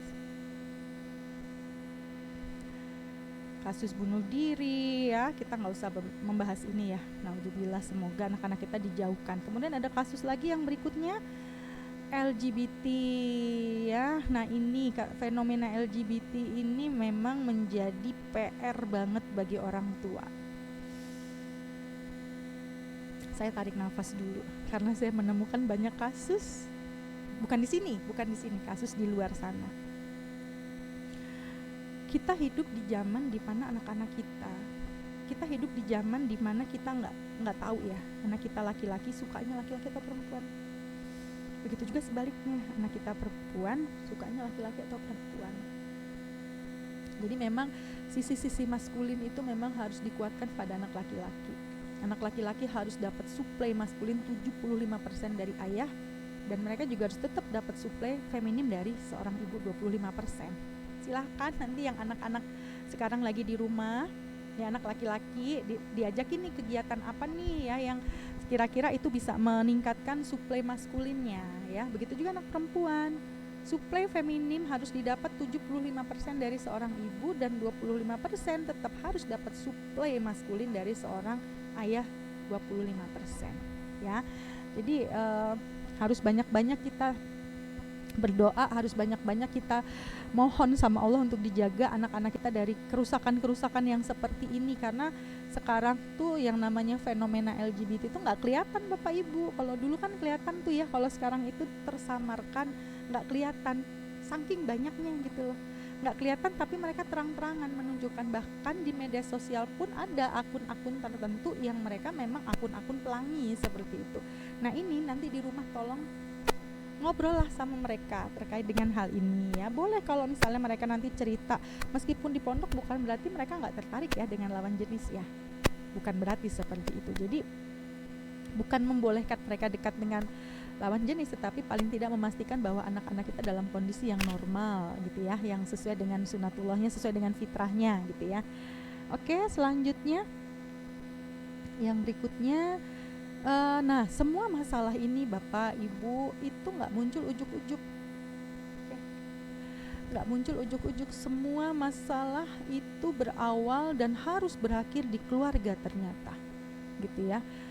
Di rumah, di keluarga itu dia harus tuntas nih gitu ya. Jadi masalah berawal atau berakhir di keluarga. Ini yang mengatakan bukan saya ya Bapak Ibu ya, memang ada teorinya yang mengatakan seperti itu gitu ya. Bahkan ternyata kenapa ada anak-anak dengan kondisi yang tadi dia kecanduan dan sebagainya, itu memang yang harus dilihat lagi adalah keluarganya seperti apa selama ini gitu kan ya. Jadi memang bagaimana kita ngelepas anak di pondok, apakah kita sudah membekali mereka dengan berbagai kekuatan di jiwa mereka, apakah kita sudah menguatkan batinnya, menguatkan jiwanya, apakah mereka sudah diajarkan untuk bertahan dalam kesulitan sehingga ketika mereka mengalami kesulitan, mereka mengalami hal-hal yang tidak menyenangkan, mereka tahu harus bagaimana karena mereka punya resilient atau daya lifting yang baik. Itu semuanya berangkat dari rumah. Nah ini tugas Bapak Ibu selama beberapa hari ke depan sampai tanggal 27, semoga Allah mudahkan ya Bapak Ibu ya. Nah kemudian yang terakhir adalah apa nih yang harus dilakukan agar anak-anak kita bisa menjadi remaja yang benar-benar remaja yang mereka bertumbuh berkembang sesuai dengan fitrah yang Allah inginkan ya, baik dia secara fitrah iman Islamnya, fitrah belajarnya, fitrah seksualitasnya, fitrah kasih sayangnya, fitrah semuanya, segala macam fitrah yang sudah Allah berikan. Bagaimana nih supaya mereka bisa terkuatkan ya. Jadi mereka kuat itu harus dikuatkan oleh orang tua ya. Karena sebenarnya tugas kita adalah yang utama adalah menguatkan segala macam fitrah yang sudah Allah berikan kepada anak-anak kita seperti itu. Dengan mindful parenting, artinya parenting yang berkesadaran. Jadi ternyata kita tuh sabar aja belum cukup ya ayah bunda ya. Iya ya, sabar aja tuh belum cukup. Kita harus sadar sebagai orang tua. Pengasuhan yang penuh kesadaran, aspeknya orang tua hadir. Gimana mau hadir Bu Lia? Pasangan saya di luar kota, kita nggak pernah ketemu. Alhamdulillah di rumah selama beberapa hari, 1 pekan lebih ya. 1 pekan lebih ya. 1 pekan lebih kita bisa komunikasi bebas dengan menggunakan media sosial gitu ya, bisa telepon dan sebagainya, tidak harus lama. Jadi kalau kita nggak punya kuantitas yang banyak, kasih secara kualitas. Anak-anak kita sebenarnya pada dasarnya mereka punya fitrah berkecukupan kalau terjaga dengan baik. Artinya ketika Bapak Ibu sibuk bekerja karena mungkin nggak libur nih ya, sekolahnya libur Bapak Ibu, apalagi yang guru nih mungkin masih banyak acara, nggak libur, nggak punya banyak waktu bersama anak.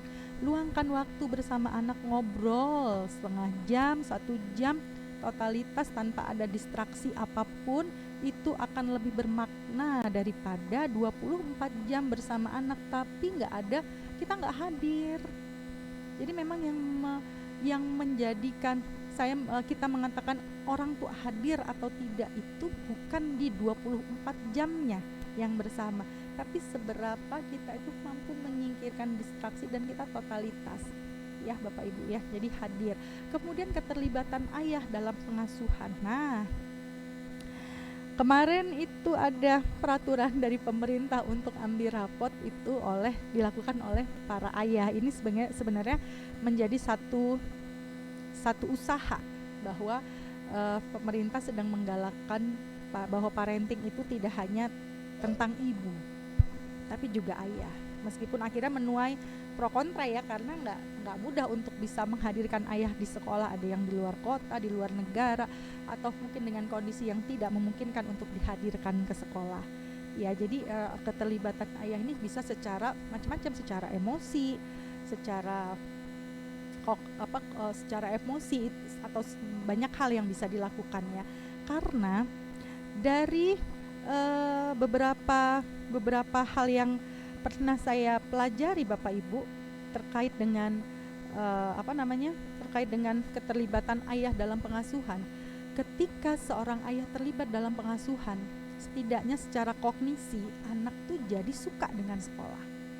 Ya, ada banyak tokoh yang melakukan penelitian dan riset. Ternyata kalau ayah terlibat dalam pengasuhan pada anak-anaknya, terlibat dalam pengasuhan ini luas ya cakupannya ya, itu anak akan suka dengan sekolah. Dia punya kemampuan internal yang baik, dia memiliki motivasi belajar yang lebih baik itu secara kognisi ya. Artinya nanti anak-anak harapannya dia punya pencapaian yang baik juga, seperti itu. Kemudian secara emosi anak-anak yang memiliki ayah yang bersedia terlibat dalam pengasuhan itu akan memiliki emosi yang lebih stabil. Dia bisa menghadapi stresor yang ada. Dia nggak mudah untuk depresi, dia nggak mudah stres. Dia punya kemampuan untuk menahan emosi dengan baik. Dia bisa punya literasi emosi yang baik ketika ayah terlibat dalam pengasuhan ya. Kemudian yang terakhir ada secara sosial. Anak-anak yang memiliki ayah yang terlibat dalam pengasuhan itu biasanya mereka juga punya kemampuan beradaptasi yang baik gitu ya. Mereka punya kemampuan sosial yang baik, mereka bisa menjalin komunikasi, menjalin hubungan interaksi yang baik terhadap sesama. Ya, ini baru keterlibatan ayah yang berhubungan dengan secara psikologis. Di dalam Islam lebih banyak lagi. Tadi saya sebutkan ada 14 ayat di dalam Al-Qur'an yang berbicara tentang bagaimana ayah mengasuh anak-anak. Nanti insya Allah akan saya share ya Bapak Ibu ya, di dalam surat apa saja, ayat berapa saja, dan bagian mana dan hal apa saja ya, sehingga nanti itu bisa menjadi koreksi buat kita semua gitu ya. Karena memang Indonesia, kita tahu sendiri bahwa Indonesia itu dikatakan negara fatherless ketiga di dunia gitu ya, seperti itu. Dan ini cukup menyedihkan, ayahnya ada tapi tidak hadir. Nah, ini banyak tokoh yang membahas sebenarnya ya. Kemudian penerimaan, apresiasi. Saya pernah membaca sebuah tulisan dan sebuah tulisan yang mengatakan begini. Ketika Rasulullah pernah ditanya oleh seorang sahabat, "Ya Rasul, bagaimana membuat anak-anak kita patuh?" Rasulullah menjawab begini, "Terima yang sedikit. Terima yang sedikit. Jangan ia dibebani dengan hal-hal yang dia tidak mampu, belum mampu untuk lakukan, menakut-nakutinya, mengancamnya, membentaknya, mengecewakan, membentak, pokoknya gitu ya, membentak, menyakitinya dan seterusnya." Dari kalimat ini, sekelas Rasulullah, manusia yang paling mulia di muka bumi ini, yang membuat anak-anak patuh itu adalah terima yang sedikit. Jangan dibebani dengan hal-hal yang melebihi kemampuannya. Kalau boleh saya menyimpulkan dari tulisan ini, ternyata Bapak Ibu, ternyata ini buat saya juga, yang membuat anak-anak kita patuh pada kita itu sebenarnya bukan nasihat kita loh. Bukan nasihat kita yang membuat mereka patuh, tapi yang utama adalah penerimaan kita.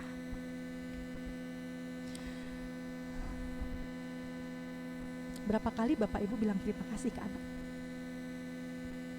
Berapa kali dalam hari ini? Coba saya mau tanya, udah bilang terima kasih belum sama anak? Boleh di chat, di kolom chat. Sudah. Kapan terakhir Bapak Ibu bilang terima kasih sama anak? Kemudian kalau sudah atau tadi bilang terima kasih ke anak, terima kasih atas dasar apa? hal apa yang Bapak katakan, Ibu katakan terima kasih nak ya, karena apa? Kalau terima kasih karena mereka mau bantu kita, terima kasih karena mereka udah mau ambilin sapu, terima kasih karena mereka sudah mau membantu kita melakukan sesuatu, itu terima kasih yang udah wajar gitu loh. Terima kasih di sini tuh lebih ke hal-hal yang kita berterima kasih pada mereka atas hal-hal yang mereka lakukan, bukan untuk kita. Sudah berjuang di pondok, berterima kasih karena sudah berjuang di pondok. Mesti ngomongnya sambil mewek-mewek ya Ibu ya. Terima kasih ya nak ya, kamu sudah luar biasa istiqomah di pondok. Terima kasih ya nak, selalu senyum ketika ayah ibu datang. Setiap apa yang anak lakukan, apa tuh?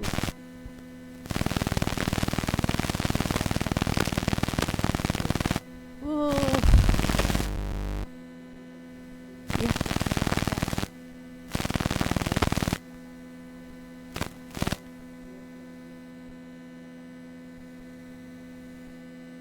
Terima kasih karena sudah hadir di muka bumi ini, menjadi cahaya bagi abi uminya.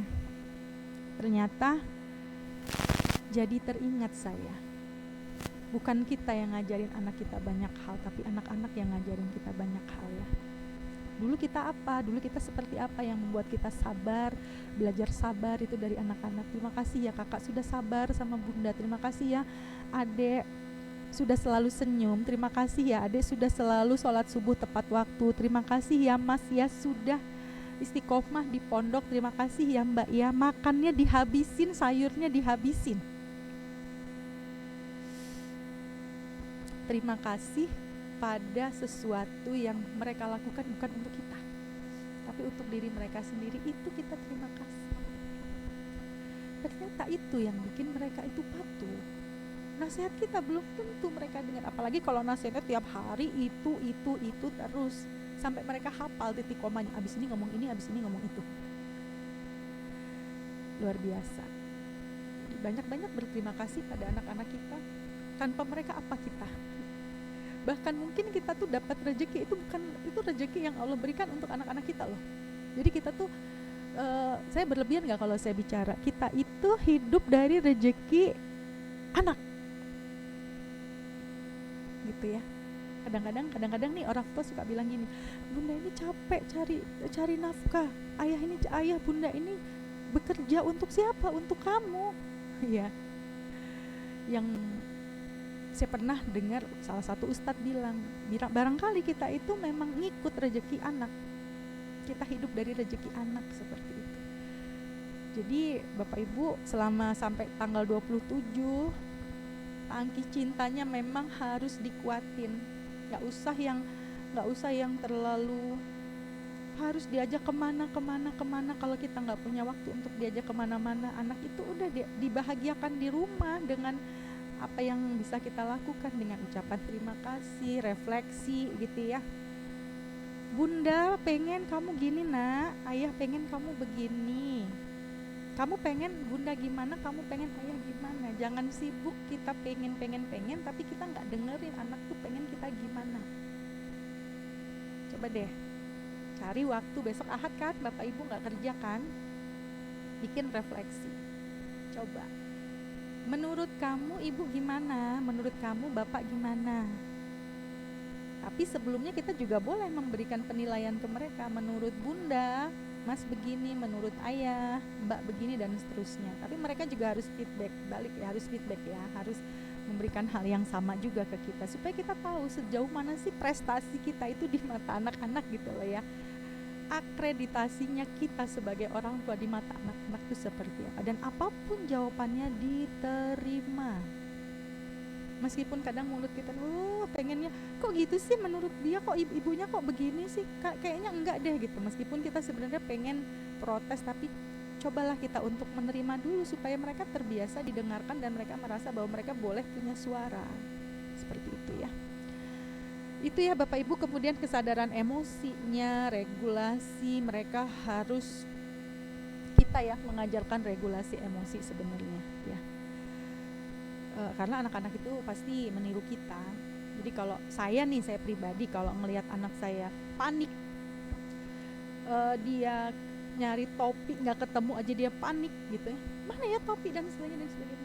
Saya nggak langsung kamu gitu aja kok panik banget. Saya langsung berkaca, kapan ya aku menunjukkan bahwa aku panik hanya karena hal sepele yang nggak perlu panik, dan dengan tarik nafas kita tenang, kemudian kita cari tanpa harus panik gitu kan, seperti itu ya. Kemudian komunikasi yang efektif terakhir. Nah, ini nampaknya sederhana tapi ternyata ini impactnya luar biasa nih ya, komunikasi efektif. Lebih banyak kita berkomunikasi ke anak itu, komunikasi itu tidak hanya mendengar, berbicara, memahami. Kadang bahasa tubuh itu juga bicara banyak ya Bapak Ibu ya. Bahasa tubuh itu berbicara banyak. Dan kalau sampai anak udah datang, Umi, Abi, aku toh gitu, itu adalah kesempatan kita untuk membuat mereka tuh percaya bahwa mereka tuh benar ketika mereka memilih kita orang tua untuk mendengarkan cerita mereka. Jadi Bu, Pak, tolong selama ke depan ini sampai tanggal 27 nih ya, sediakan gak cuman telinga kita tapi juga hati kita. Jadi kalau anak udah mulai Umi gitu, langsung apa Kak? Kalau ada sesuatu yang bisa kita tinggalkan. Kalau itu sesuatunya gak berbahaya ya, gak membuat kerusakan, itu ditinggalkan dulu. Kesempatan, kita gak punya banyak waktu. Ini kesempatan untuk menguatkan energi di batin mereka sebelum mereka nanti balik ke pondok, sebelum mereka nanti berperang dengan banyak kemungkinan yang ada di pondok. Sebelum mereka harus kita kuatkan. Seperti itu. Nah, ketika anak mendengar, kita ngapain? Dengarkan, tidak hanya hearing, tidak hanya mendengarkan, tapi juga listening. Hearing dan listening itu sesuatu hal yang maknanya sama mendengarkan, tapi artinya sama mendengarkan, tapi berbeda makna. Kalau hearing cuma sekedar mendengarkan, tapi kalau listening kita paham muatan emosi dari apa yang mereka ungkapkan. Oh, kakak sedih, kakak kayaknya cerita gini sampai gemeter gitu, kakak pasti sedih banget ya ngalamin gini. Meskipun misalnya dia bercerita tentang temannya, meskipun dalam pikiran kita kayaknya anak aku deh nih yang lebay, kayaknya anak aku deh nih yang baperan, cuman gini aja kok begini, udah didengerin aja dulu. Mereka butuh didengarkan, gak usah dihakimi, gak usah dipotong-potong dulu, baru biarin mereka puaskan dulu cerita. Yang mereka butuhkan saat itu hanya didengarkan dulu. Ini menjadi modal ya, karena mereka harus mungkin cara mereka membuang sampah-sampah yang ada di sini, karena nggak mudah sekian bulan di pondok tanpa ketemu sama orang tua. Kalau telepon ngomonginnya kan hal-hal yang mungkin nggak bisa lama ya, nggak bisa lama. Kalau telepon itu kan dibatasi waktunya, seperti itu ya. Dikuatkan bahasa tubuhnya ketika ngobrol sama anak-anak. Saya tuh pernah deh diajarin sama teman saya, anak laki-laki tuh ternyata paling seneng kalau dipegang pundaknya ya Bapak Ibu ya. Ini adalah komunikasi nih. Ini adalah komunikasi nonverbal. Kuatkan.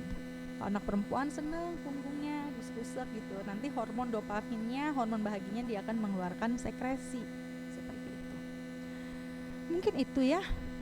Saya nggak tahu ini waktunya apakah masih ada, apakah sudah habis. Oh, saya sudah melampaui batas waktu.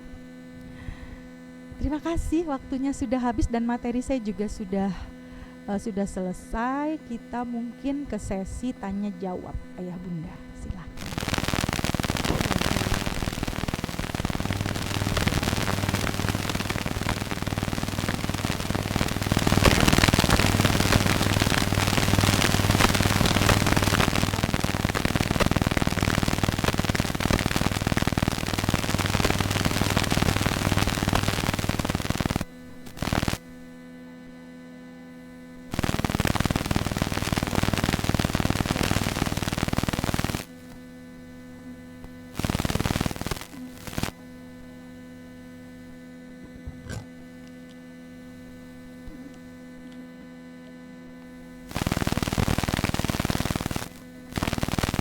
Ustazah atau wanita?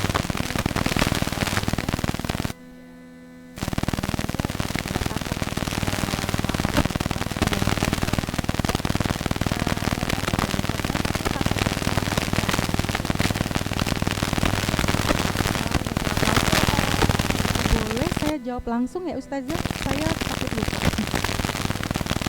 Iya. Di sekolah, Ustadz, Ustazah, semua pengasuh musrif musrifah itu akan selalu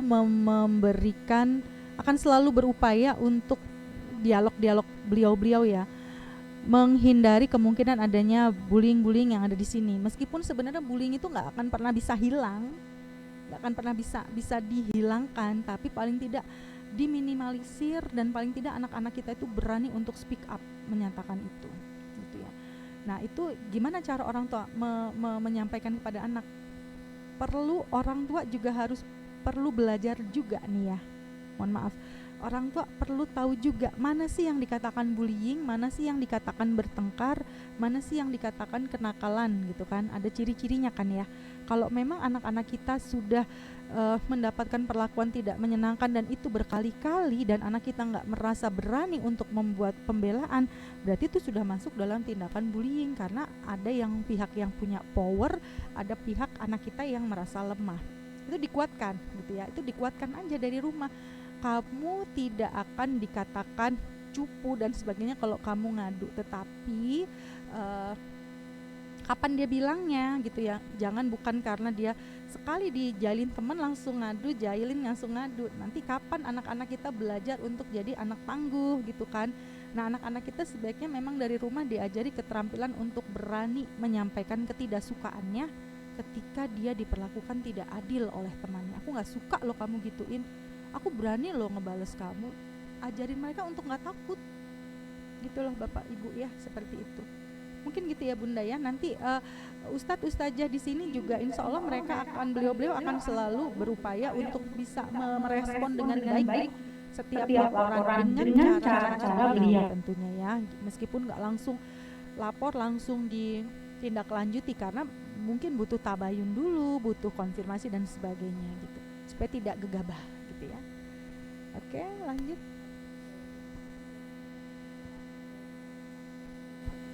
Oke. Waalaikumsalam. Dapat meningkatkan konsep diri anak dalam waktu 1 minggu yang tersisa ini.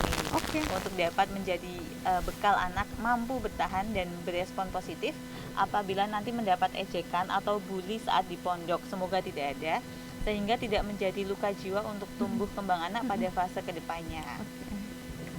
1 minggu tuh memang bukan waktu yang cukup banyak, tapi juga bukan waktu yang sebentar ya Ayah Bunda ya. Konsep diri itu dibentuk atas dasar bahwa anak-anak punya literasi emosi yang baik. Ini terima kasih ya, pertanyaan ini melengkapi materi yang tadi belum tersampaikan tentang literasi. Salah satu literasi emosi yang harus dikuatkan adalah mereka harus mampu mengenal dirinya. Mereka harus tahu kekuatan harus tahu. Ajarkan pada mereka bahwa kalian itu tidak punya kekurangan. Yang dimiliki oleh kalian adalah kebaikan dan sesuatu yang harus diperbaiki. Karena manusia pada dasarnya baik, gitu ya. Ketika anak-anak mungkin tidak baik, berarti kan ini yang harus diperbaiki, bukan kelemahan, keterbatasan gitu ya.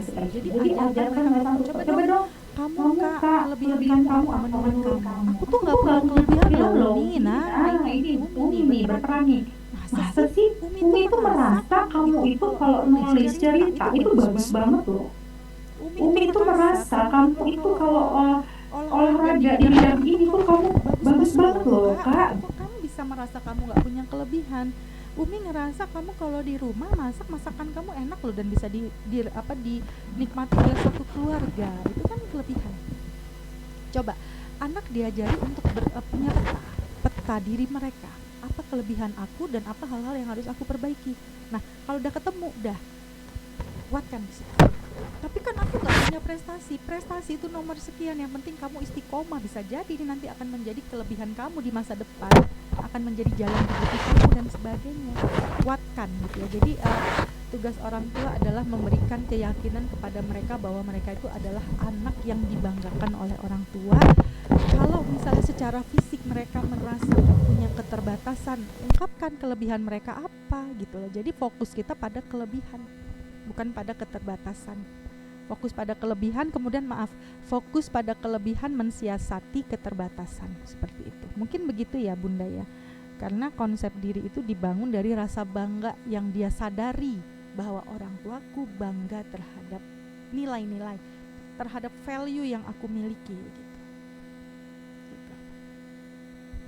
gitu mungkin Ustazah. Oke, ada satu lagi mungkin pertanyaannya bisa raise hand atau mungkin bisa di chat di kolom chat.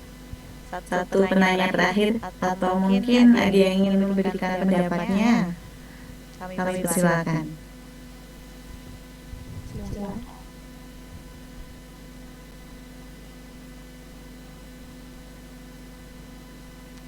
Oke, mungkin tidak ada lagi nih Bunda Lia, mungkin bisa Nanti bisa ada yang ya. Nanti insya Allah materi akan kami share via grup kelas setelah acara ini berakhir, dan juga mungkin ada link YouTube bagi Bapak Ibu wali murid yang mungkin tadi ketinggalan ataupun tidak sampai selesai untuk menyimak materi dari Bunda Lia. Oke, terima kasih kami ucapkan kepada Bunda Lia atas pemaparan materi yang sangat inspiratif dan membuka wawasan kita bersama.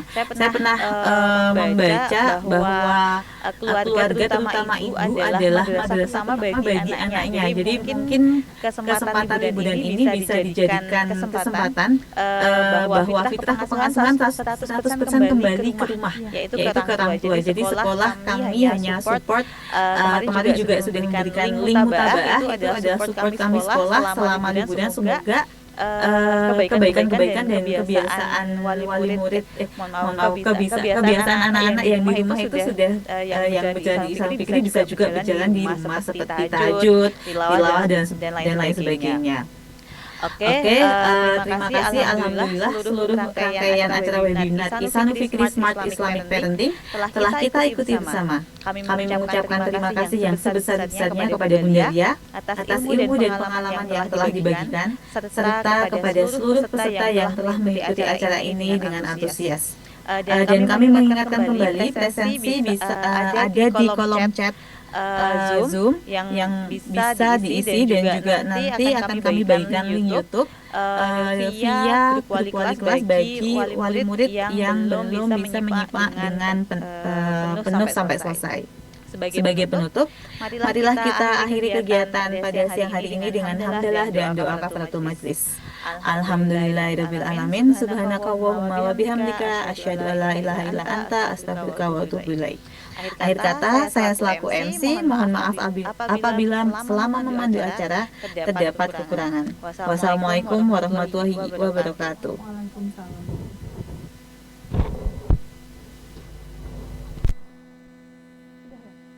Sudah Ustaz. Alhamdulillah.